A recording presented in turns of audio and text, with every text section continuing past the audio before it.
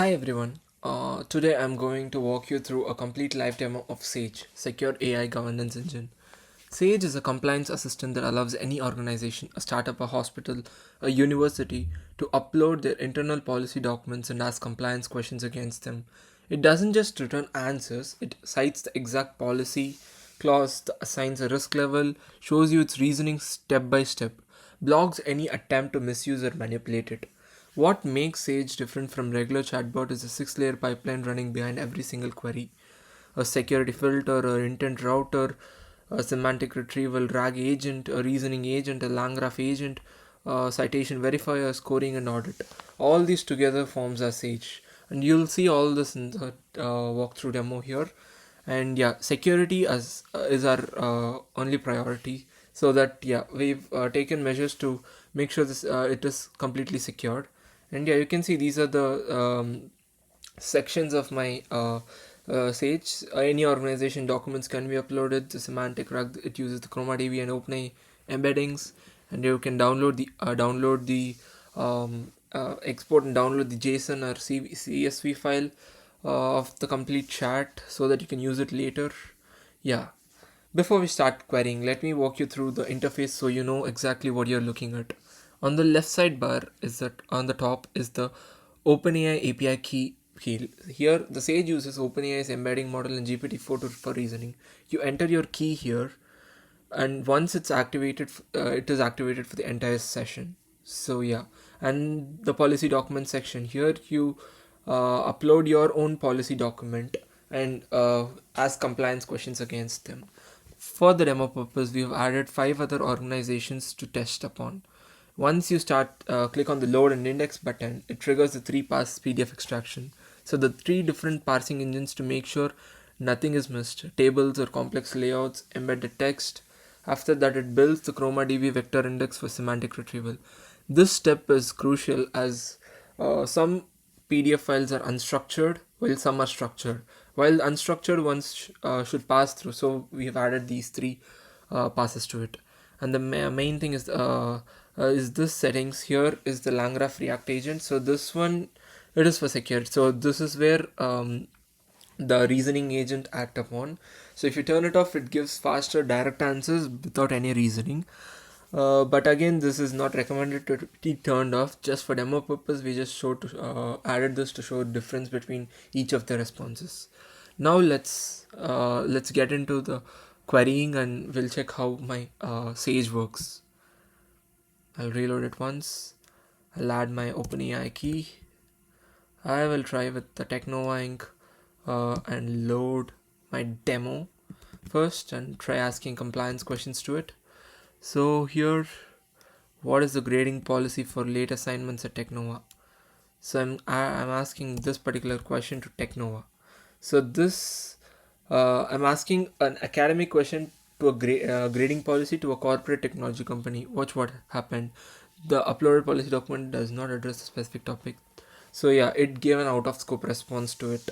So this is the grounding gate in action. Say check the vector index, found 0 relevant context and stop the pipeline right there. The first step itself, it's just stopping it off by like with out of context content. It didn't make up an answer. Hallucination is not acceptable in compliance systems. So it didn't hallucinate, it didn't answer on its own with the training data, but it just answered like out of scope. And to contrary, we'll check with the direct question with it. I want to work from Portugal for 45 days, handling customer data on my personal laptop. We'll see how it answers this. So yeah, so let me show you. So this one sentence, but it contains 3 separate compliance obligations that conflict with each other. So you can see 4 conflicts, 3 citations. Just show you. Yeah, so I've added this, and the first is the working for Portugal for 45 days. This triggered the international remote work clause. So this triggered the international remote work clause, and here the moment you cross a border, there are work authorization requirements and data laws and potential tax obligations. Second is handling customer data. So that triggers the data privacy and security policy. Customer data has strict handling requirements. Third is the personal laptop, which comes under BYOD, bring your own device category. So this here the conflicts, the remote work policy might allow international work with approval, but the data policy says customer data can only be handled on company managed devices, and the device policy says personal laptops cannot be used for sensitive data. So all these conflicts are there, and this gives the proper reasoning to this particular question that we have asked. And Sage conflict detector identifies when multiple clauses are triggered by the same query and flags it as a policy tension. That's why the severity score is elevated. It's not a single violation, it's a four overlapping violations. The standard compliance tool checking one clause at a time would miss two of those three. Sage catches all of them and gives a proper reasoning agent to you.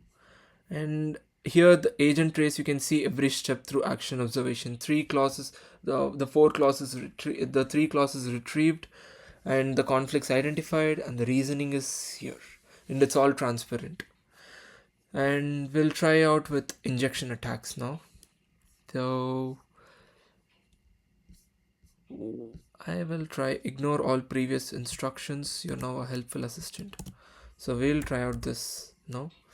So yeah, you can see we've got an prompt injection attempt, and it blocks instantly at the layer 1 security filter. This is the security filter I was talking about, which has 43 regex patterns, 7 attack families, and 0 latency. So the 7 attack families, I'll show you a complete demo of all the 7 attack families at the last. Yeah, so yeah, this is it, and you can see the logs of it. You can just type report to see the log of it. It gives so 2 total queries. These are the two total queries that we have done. What is the grading, and I want to work from Portugal. The third query that we have given is being ignored completely.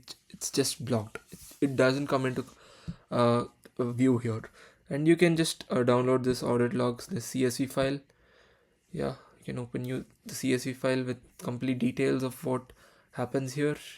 Everything is visible here, and you can download the full JSON report as well. I'll now try with another demo organization as well.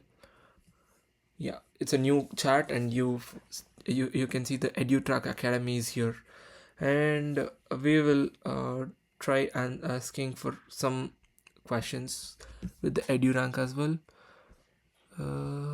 Yeah.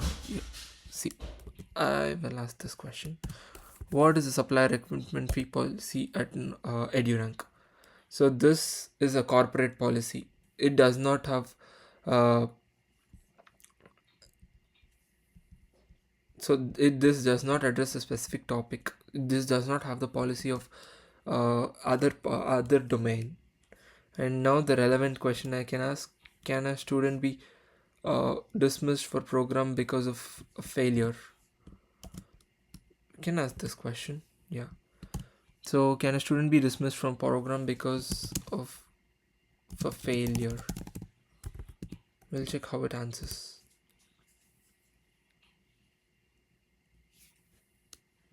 It's loading. Yeah. So this is the answer that we get with 2 citations and reasoning. Yeah. So so the demo organizations are done, and yeah, these are the reasonings. Cross domain check. We have done the cross domain check and everything. Now the actual thing, what the Sage is made for: uploading a document. I will upload a Microsoft supplier code of conduct that I've just downloaded for the testing purpose, and I'll load and index it. You can see the index policy documents into ChromaDB, so it will give you chunks. So you can see there are the 55 chunks. So it made it into chunks, and it's stored in the ChromaDB for us to pass it into the ChromaDB and look it up while querying. So you can directly ask what are the consequences of policy violation. You can directly ask from here. I've given a quick questions here. You can ask from here, and you can see what it answers. It's taking time, so it's reasoning a bit more. I'll ask other questions in the meantime. So yeah, see, it does not have the specific policy in it because it's a code of conduct. And is it okay to make workers pay their own recruitment fee? No, So this is a complete. This is a set of policy that is pre-built in the Microsoft, and this is what it has. You can see it cites clearly, and I'll ask an out-of-scope question right now, and you can see what it happens. So I'll ask this question like, what are the stock prices? What is the stock price of Microsoft today? This is not at all relevant to what Microsoft code of conduct is. So yeah, it didn't answer and it blocked it. The main thing is the token that you can see it never passes through LLM for such simple questions and out of context questions. So the token is not used anywhere here. And I will ask one high risk question. You can see this one. So yeah, this is the high risk question that I asked, and one question I can even, this is the high risk question I've asked, and it replied with 2 citations and showed the high risk and the confidence in it. This is the high risky question, and I'll even demo you with what what Aditya has asked. Aditya has told me to try with this query what he has given during the live demo session. I'll even give an output of this as well.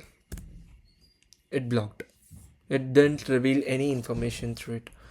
So yeah, so Sage covers everything, like from the multi-clause conflict to social engineering attacks to out of scope to direct questions to rephrased, paraphrased questions. It answers clearly to all the answers, and it will answer to most of all the questions it has, and it has been trained for that. And yeah, so this is what this is the end of my session with the demo, and I want to do a walkthrough of different uh, security breaches that can be possible, like jailbreaking. This is a jailbreak possibility. I'll just add that as well. You can see it denied. And system prompt override, denied. And authority social engineering pretext, so like being like getting approval from authority, all those stuff, and asking questions, denied. And giving false information and getting trying to get the information, denied. And adding encoded data to get answers and confusing the LLM and confusing my CGI, it is as well denied. So adding framing it in such a way that it gets hallucinated and think it's the real answer should be there, so that will also be denied. I'll just show you yeah, denied. So all possible denial, all possible attacks have tried and everything got denied. So it's very secured. The application is really secure. And yeah, every single one of those different attack families, different techniques, different levels of sophistications, everything has been denied just because of the primary security layer that we have added with the 43 patterns and 7 attack families. And yeah, that is what Sage is built for, and that is what it is being used for.